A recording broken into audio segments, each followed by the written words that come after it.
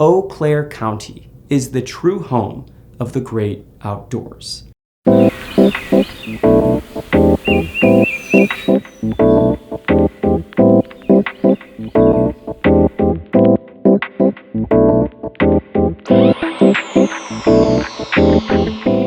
My first foray into the well-known film The Great Outdoors occurred in the movie rental aisle of my local grocery store. The year was 1992. The place, Fort Wayne, Indiana. The movie box cover featured two actors I knew well, Dan Aykroyd and John Candy, with Dan Aykroyd smiling widely as he performed the part of Roman Craig, the smooth-talking know-it-all investor from Chicago, and John Candy acting as Chet Ripley, the sentimental father and family man who was glaring at his counterpart. As I looked closer at the cover of the VHS tape, I quickly learned the reason behind the glare.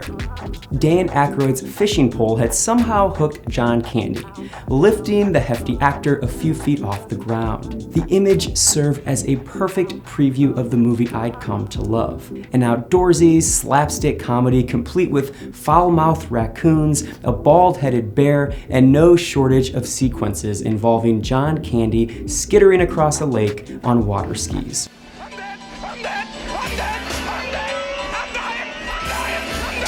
I love the movie, not only for its laughs, but for its scenery too.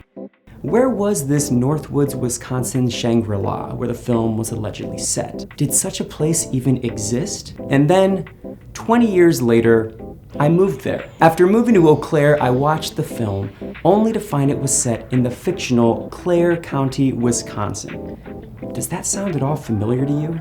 In a later scene, I spotted a Leinenkugel beer sign aglow in the background, further proof of what I so desperately wanted to believe. Eau Claire County is the true home of the great outdoors. Or at least that's what I wanted to believe.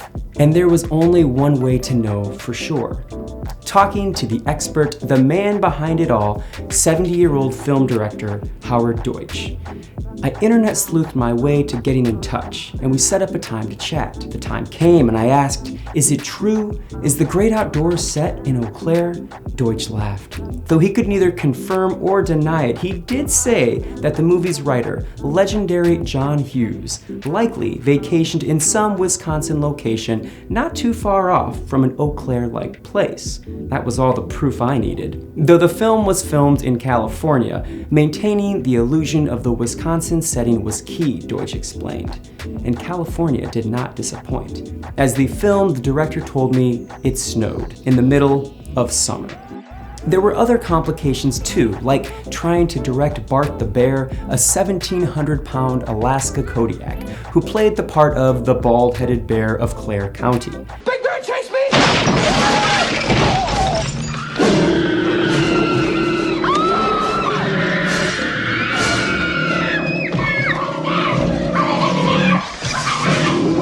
Bears don't always take kindly to director's notes, which Howard Deutch learned the hard way as Bart's trainers struggled to fit the bear with the bald headpiece as the film required.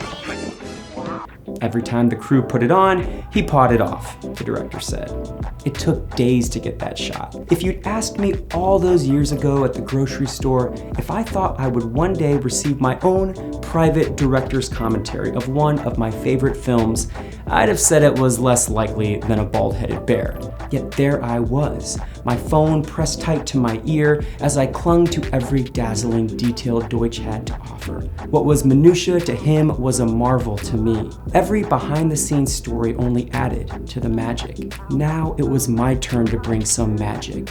But what trick could I possibly pull? The truth is, I had no trick, only a heartfelt request. I asked, would you be open to me making a push for Eau Claire to become the official home of the great outdoors? Of course, Deutch says without skipping a beat. And I think John Hughes would have loved that too. So there you have it, Eau Claire. We have to make this movie our own. Not because it is the greatest film ever made, but because it is the greatest film ever made that took an interest in us.